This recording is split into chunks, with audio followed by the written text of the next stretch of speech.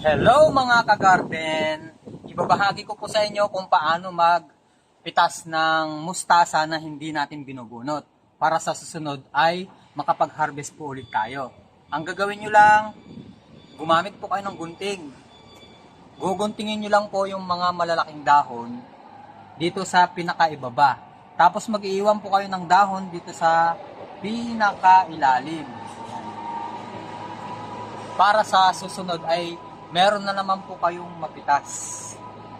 Aabutin po ang mustasa kapag hindi po kakainin ng uod, aabutin po ng 3 months sa pag-harvest kahit sa dahon lamang.